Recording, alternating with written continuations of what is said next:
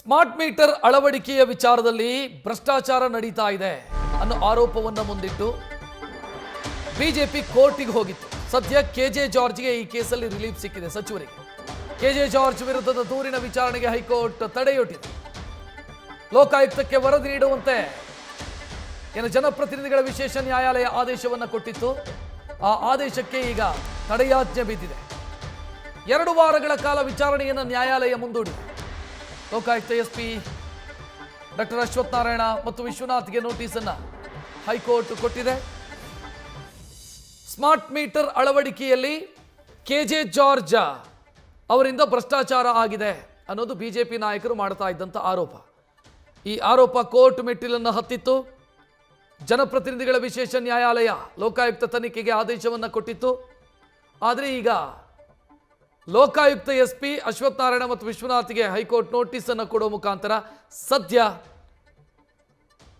ಆ ಜನಪ್ರತಿನಿಧಿಗಳ ವಿಶೇಷ ನ್ಯಾಯಾಲಯದ ಆದೇಶಕ್ಕೆ ತಡೆಯೊಡ್ಡಿದೆ.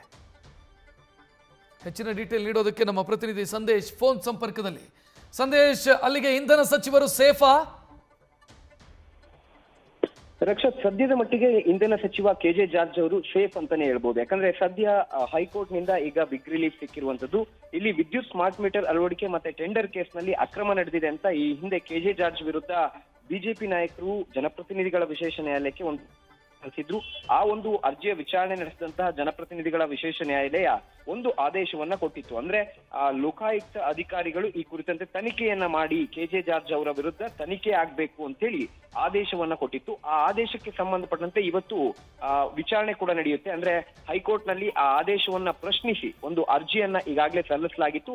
ಆ ಅರ್ಜಿಯ ವಿಚಾರಣೆ ಅಂದ್ರೆ ಪ್ರಕರಣಕ್ಕೆ ಅಥವಾ ತನಿಖೆಗೆ ತಡೆಯನ್ನ ಕೋರಿ ಒಂದು ಅರ್ಜಿಯನ್ನ ಕೆಜೆ ಜಾರ್ಜ್ ಪರ ಹಿರಿಯ ವಕೀಲರಾಗಿರುವಂತಹ ವಿಕ್ರಮ್ ಹುಯಿಲಗೋಳ ಹಾಗೆ ಸಿ.ವಿ. ನಾಗೇಶ್ ಅವರು ಒಂದು ಅರ್ಜಿಯನ್ನ ಸಲ್ಲಿಸಿದ್ರು. ಇವತ್ತು ಆ ಅರ್ಜಿ ವಿಚಾರಣೆ ಸಂದರ್ಭದಲ್ಲಿ ಪ್ರಮುಖವಾಗಿ ಸಿ.ವಿ. ನಾಗೇಶ್ ಅವರು ಕೂಡ ಸಾಕಷ್ಟು ವಿಚಾರಗಳ ಬಗ್ಗೆ ಚರ್ಚೆಯನ್ನ ಮಾಡ್ತಾರೆ. ಅದರಲ್ಲಿ ಪ್ರಮುಖವಾಗಿರುವಂತದ್ದು ಇದು ರಾಜಕೀಯ ಪಕ್ಷ ಮತ್ತೊಂದು ರಾಜಕೀಯ ಪಕ್ಷದ ವಿರುದ್ಧ ಕೇಸ್ ಆಗುವಂತ ಸಂಪ್ರದಾಯ ಏನಿದೆ ಇದು ಮುಂದುವರಿತಾ ಬರ್ತಾ ಇದೆ.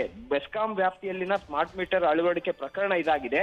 ಆದ್ರೆ ಇಲ್ಲಿ ಲೋಕಾಯುಕ್ತ ಅಧಿಕಾರಿಗಳು ಹೇಗೆ ತನಿಖೆಯನ್ನ ಮಾಡ್ತಾರೆ ಅಂದ್ರೆ ಇಲ್ಲಿ ಪ್ರಮುಖವಾಗಿರುವಂತದ್ದು ಸಿಆರ್ಪಿಸಿ ಸೆಕ್ಷನ್ ಗಳನ್ನ ಮೆನ್ಷನ್ ಮಾಡಿ ಲೋಕಾಯುಕ್ತ ಎಸ್ಪಿ ಇಲ್ಲಿ ತನಿಖೆಯನ್ನ ಮಾಡೋದಕ್ಕೆ ಬರೋದಿಲ್ಲ. ಸಿಆರ್ಪಿಸಿ ಸೆಕ್ಷನ್ 175 ನ ಅಡಿಯಲ್ಲಿ ಇದಕ್ಕೆ ಅವಕಾಶ ಇಲ್ಲ ಅಂತ ಹೇಳಿ ಸಿ.ವಿ. ನಾಗೇಶ್ ಪರ ಕೆಜೆ ಜಾರ್ಜ್ ಪರ ವಕೀಲರಾದಂತಹ ಸಿ.ವಿ. ನಾಗೇಶ್ ಅವರು ಕೂಡ ವಾದವನ್ನ ಮಾಡ್ತಾರೆ. ಅದಾದ ನಂತರ ಬಿಜೆಪಿ ನಾಯಕರ ಪರವಾಗಿ ವಕೀಲೆ ಲಕ್ಷ್ಮಿ ಅಯ್ಯಂಗಾರ್ ಅವರು ಕೂಡ ವಾದವನ್ನ ಮಾಡ್ತಾರೆ. ಅಂದ್ರೆ 175 ಸಬ್ ಕ್ಲಾಸ್ 3 ನ ಅಡಿಯಲ್ಲಿ ವರದಿ ಸಲ್ಲಿಕೆಗೆ ಕೋರ್ಟ್ ಆದೇಶ ನೀಡಿದೆ ಅಂತ ಹೇಳಿ ವಾದ ಮಾಡ್ತಾರೆ. ಜೊತೆಗೆ ಈ ಒಂದು ಏನು ಪ್ರಕರಣದ ತನಿಖೆ ಇದೆ ಈ ಒಂದು ತನಿಖೆ ಪ್ರಾಥಮಿಕ ಹಂತದಲ್ಲಿರುವಂತಹ ಸಂದರ್ಭದಲ್ಲಿ ಇಂತಹ ಸಂದರ್ಭದಲ್ಲಿ ಪ್ರಕರಣಕ್ಕೆ ತಡೆಯನ್ನ ಕೊಡಬಾರದು ಅಂತ ಹೇಳಿ ವಾದವನ್ನ ಮಂಡಿಸ್ತಾರೆ.